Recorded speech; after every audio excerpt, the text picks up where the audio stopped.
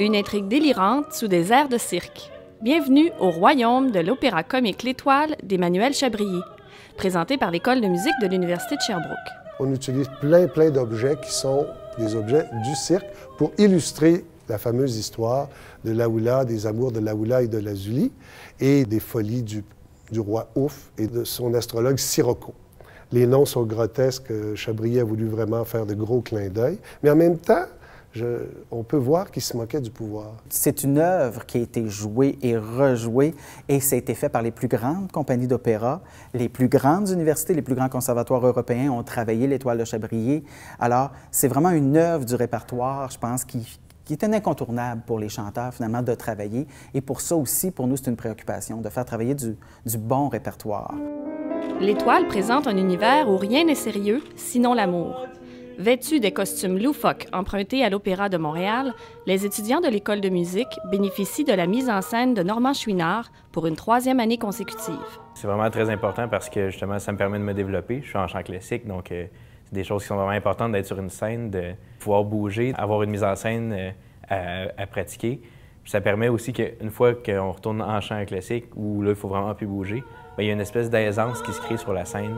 C'est vraiment une grande chance qu'on a de l'avoir, puisque c'est un comédien. Donc, dans notre formation, on n'est pas, comme Marianne disait, on n'est pas nécessairement entraîné pour jouer. Et puis lui, il met beaucoup d'importance sur le jeu scénique.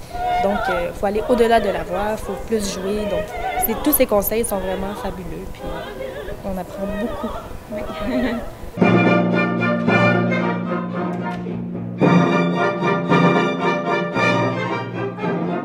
Grande nouveauté cette année, un chœur de 18 chanteurs et 25 musiciens de l'Orchestre symphonique de l'École de musique ajoutent une touche magistrale et beaucoup d'intensité au spectacle.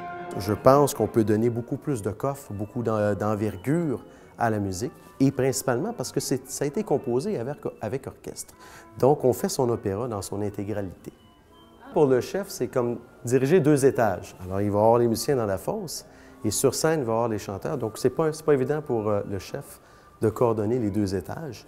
Un orchestre, c'est beaucoup moins flexible. C'est peut-être une personne qui dirige, mais accompagné d'une trentaine de personnes. Il faut absolument que les chanteurs et les chanteuses gardent contact avec le chef.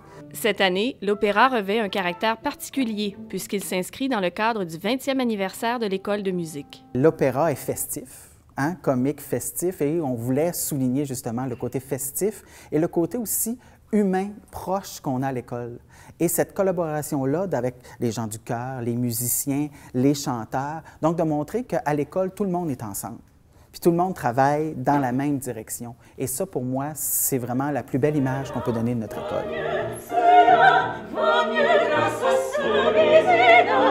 Une seule représentation est offerte le jeudi 11 avril à 20h au Centre culturel. Une occasion unique pour vivre un moment drôle, touchant et très coloré. J'espère un grand éclat de rire, une grande folie, quelque chose, ils vont se dire « Ah, c'est pas sérieux, mais c'est drôle. » C'est pas sérieux, mais en même temps, on a une histoire simple, facile à suivre. Et puis, et l'amour va gagner. J'ai l'impression que tout le monde est content quand l'amour finit par gagner. Hein? Donc, c'est évident que les gens vont venir au théâtre, à l'opéra, comme s'ils venaient au cirque. Et ça, ben, c'est toujours agréable.